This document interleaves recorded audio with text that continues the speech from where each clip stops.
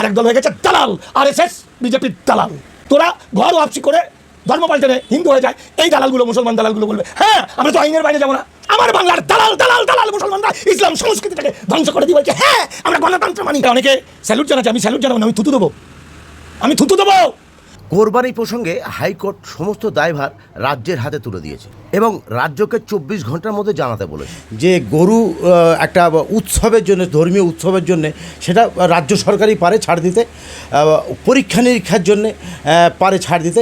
এটা নিয়ে আপনি কী বলবেন রাজ্য সরকার? দেখুন, আমার এই বিষয়গুলো বুঝতে একটু গভীরে যেতে হবে। এটা 2026 সাল, এটা তথাকথিত হিন্দু রাষ্ট্রের ঘোষণা, যেটা আরএসএস 100 বছর আগে করেছিল। ইউসিসি উঠে যাচ্ছে, তার তার তার একটা রিপোর্ট শ্রমিক ভট্টাচার্য বিজেপির উনি ঘোষণা করে দিয়েছেন। গুজরাট এবং উত্তরাখণ্ডে ইউসিসি স্টার্ট হয়ে গেছে, পশ্চিমবঙ্গে স্টার্ট হবে। ইউসিসির মধ্যে দিয়ে শরীয়তি আইন উঠে যাবে, শরীয়তি আইন উঠে যাবে এবং ওয়াকআপ আইনের মধ্যে দিয়ে 80% ওয়াকআপ সম্পত্তি চলে যাবে, এবার দখল নেবে এবং আর মাটি পাবে না কবর দেওয়ার। ফলত এটা ঘটেছে কতিপয় মুসলমান দালালদের, বদমাইশ শয়তান, সেই দালালদের দিয়ে আরএসএস কাজগুলো করিয়ে নিয়েছে। তার মধ্যে গরু নিষিদ্ধ। আসলে ব্রাহ্মণদের প্রিয় খাদ্য ছিল গরু। এটা একটা হিন্দু মুসলমান বিভাজন করার একটা ছলনা কায়দা। সেই কায়দাতে শুধু মুসলমানদের ধর্মে আঘাত দেয়নি, এটা গরিব, মধ্যবিত্ত, সহজ সরল মানুষ যারা গরু নিয়ে ব্যবসা করেন। অ্যাকচুয়ালি ওটা বিশেষভাবে দেখা যাচ্ছে যে ম্যাক্সিমাম হিন্দু সম্প্রদায় গরু ব্যবসার সঙ্গে জড়িত, তারা খুব ক্ষতিগ্রস্ত। তার কারণ হলো সরকারের প্রাণী সম্পদ বিকাশ থেকে তো এইসব অর্ডার আছে, তাদের লোন দেওয়া হয় গরুর, এটা তো সিস্টেম। তারা অনেক টাকা লোন নিয়ে যায়, একজন মারাও গেছে খবর এসছে।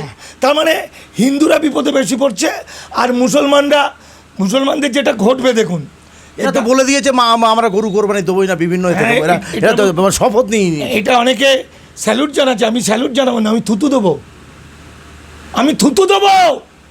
কারণ গরু কুরবানির কথাটা যখন হলো, সঙ্গে সঙ্গে ওরা ভাবছে হিন্দুরা কেমন জব্দ দিয়েছে, ঠিক আছে ভাই আমরা গণতন্ত্র মানি, আইন মেনে চলবো, হয়ে গেল। তাহলে আইন মেনে তারপরে বলল যে আজান দেওয়া যাবে না। আজানের সুর পৃথিবীর সবচেয়ে সেরা সুর, আজান দেওয়া যাবে না। তাহলে এরা বলবে হ্যাঁ সরকার যখন বলেছে আজান দেওয়া যাবে, মাইকে যে 60 ডেসিবেল, মানেটা একই ভাই। ইউসিসিটা পড়বেন দেখবেন, কিন্তু আজানে এখানে তো হরিনাম, যেখানে পুজো প্যান্ডেলে যেটা, সেটা নয়। আমার পয়েন্টটা বোঝার চেষ্টা করুন। আমি থুতু দেবো বললাম যখন, এত বড় কথা বললাম, আমার তো কিছু পয়েন্ট আছে। তাহলে কুরবানি হবে না, আমি বুক দিয়ে আটকালাম না, আমি বললাম আমি ভালো ছেলে, আমি আইন মেনে চলবো, ভালো কথা। এবার বললো আজানের সুর একদম পুরো মুসলিম সমাজকে একত্রিত করত, ওটা বাতিল। হ্যাঁ, মুসলমানরা বলল, নেতারা বলল আমরা আইন মেনে চলি। এরপরে খারিজি মাদ্রাসা, এতিম বাচ্চারা 4 লক্ষ থেকে 5 লক্ষ হবে, 10,000 বাতিল হচ্ছে। তারা কুরআন শরীফ পাঠ করতো, হাদিস পড়তো, তারা খেতে পেতো, থাকতে ওখানে, তারা কম্পিউটারে পড়তো, তারা দেখতো, তারা বিজ্ঞানও পড়তো, তারা শেষ। এই মুসলমান নেতারা বলছে হ্যাঁ আমরা আইন মেনে ভারতকে মানি, তাই আইন মেনে চলবো। এরপরে চলে আসছে ইউসিসি, নামাজ, আজান, জাকাত, রোজা বাতিল হবে। আর মাস্ততো, খুঁড়তো, পিস্ততো ভাই বোনের বিয়ে হবে না। এরা তখন বলবে হ্যাঁ আমরা আইন মেনেই চলবো। তারপরেই চলে আসবে মসজিদগুলো, সব তো হয়ে গেছে, দখল করতে আসবে। তখন ওরা গভর্নমেন্ট বলবে এই তো আপনারা তো ওয়াকফ আইনে হেরে গেছেন 73টা মামলায়। তখন এই দালালগুলো বলবে হ্যাঁ আমরা আইন মেনেই চলবো। তারপরে লাস্টে বলবে যে ভাই তুমি তো গোরস্থান চলে গেছে, তোমাকে তো পোড়ানো কবর দেওয়া যাবে না, এ তো হিন্দু রাষ্ট্র, এখানে তো পোড়াতে হবে। তখন এরা বলবে হ্যাঁ আমরা আইন মেনেই চলবো। তারপরে এদের যেটা মূল এজেন্ডা, ঘর ওয়াপসি, যেটা মোহন ভাগবত বলছে যে তোরা তো বাবা আগে হিন্দু ছিলি, হারিবাগদি, কেমন, চাঁড়াল, কুমোর, কামার, তিলি, চাচা, শূদ্র, তোরা ঘর ওয়াপসি করে ধর্ম পাল্টে নে, হিন্দু হয়ে যায়।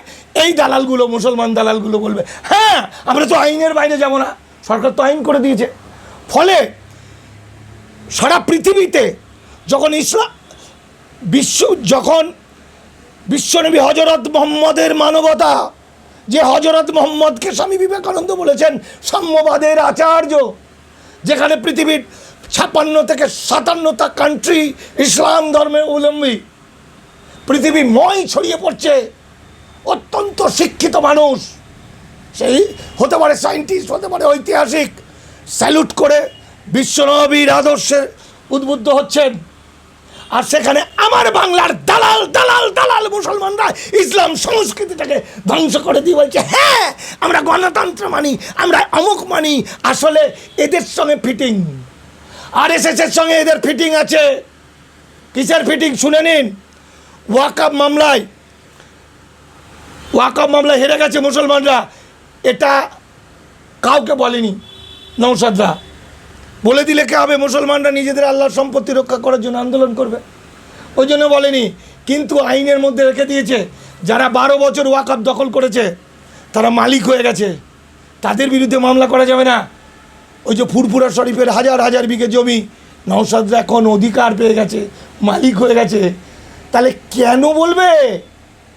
আমি একজন মুসলমান নেতা, রাজ্যের খুব নাম করা আমার বন্ধু, একদম টপ, আমি ফোন করে বললাম 10,000 মাদ্রাসা বাতিল হচ্ছে, খারিজি মাদ্রাসা, 3-4 লাখ এতিম বাচ্চা, অসহায় বাচ্চা, তারা কি করবে? তারা বাঁচবে কী করে? তারা লেখাপড়া শিখবে? তো তিনি বলছেন, আমার মুসলমান দাদা বলছেন, বন্ধু জীব যিনি দিয়েছেন হার তিনি দেবেন, চিন্তা করবে না মানিকদা, আল্লাহ সব করে দেবে। আমি মনে মনে ভাবলাম শালা তোরা সব কটা হয়ে গেছিস, বেশিরভাগ হয়ে গেছিস, একদল হয়ে গেছে বোকা, ভাইচান করে সবসময়, আর একদল হয়ে গেছে দালাল, আরএসএস বিজেপির দালাল।